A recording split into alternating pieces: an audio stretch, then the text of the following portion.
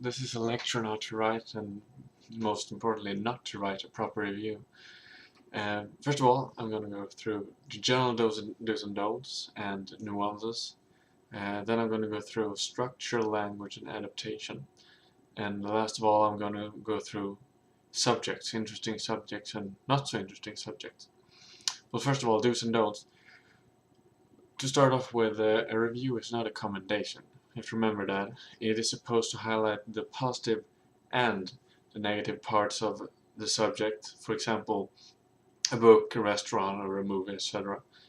And you should use the medium to objectively, how should I say it, observe and experience and, well, dissect the subject that is being reviewed. You should neither praise it nor defy it. That's very important. A review is supposed to do both, actually. Then we have nuances. Well, review may be good, but not as good as it may imply. So there are two sides of everything. For example, and I quote, the menu is limited with an emphasis on seafood, but it is reasonably priced and the quality is quite good. Stop quote. That is a phrase from a review on a restaurant. And it has nuances, it emphasizes the good as well as the bad, but there's not a divide, there's just a gray zone. The bad does not necessarily overtake the good. They can coexist in harmony, actually. Then we have the structure. Well, the content of the text, as well as structure, is supposed to be easy to grasp for the reader.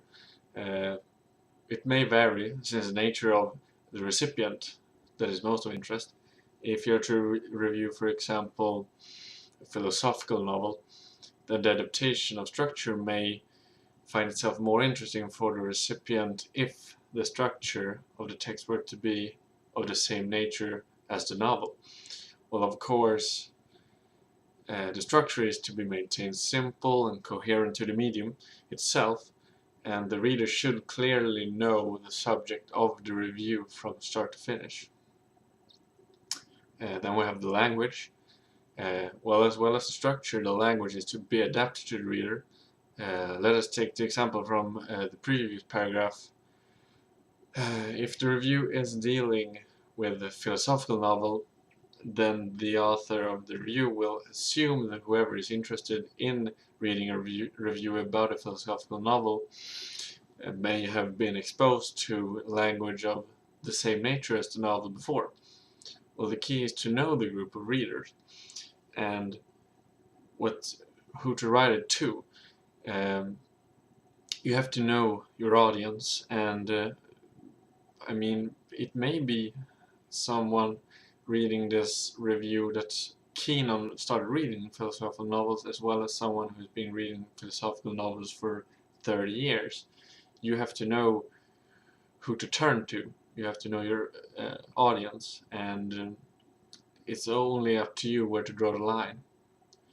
But importantly, you have to use an academic vocabulary to sound as professional as possible, even if the review is for beginners or for people who are used to reading philosophical novels.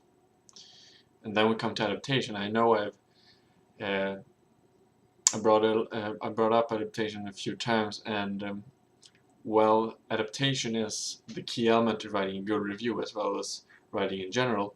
I mean, adapting the language and structure to whoever is supposed to read the review is very important. And you shouldn't be too narrow.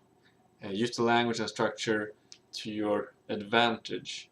The knowledge you possess about the subject, you can try to weave that into the language itself. And as I mentioned earlier, with the example about the philosophical novel, adaptation is the main thing when it comes to both structure and language. There's no question about it.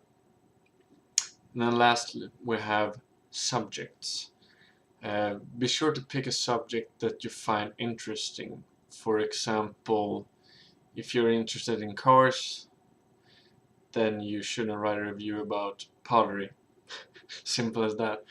I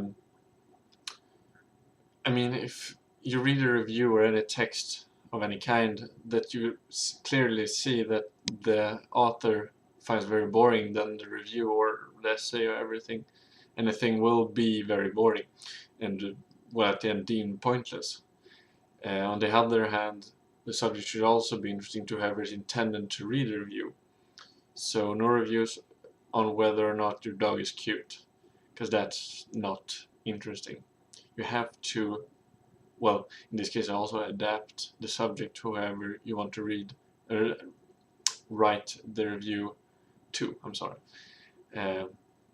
Well, that's all I had to say about reviews. It's very simple actually, compared to other kind of texts. Keep it simple, keep it interesting, try to make it nuanced. There are simple do's and don'ts. Try not to commend whatever you are reviewing. Well, that's simple as that. Next up is Eleanor, is going to talk about how to write an article.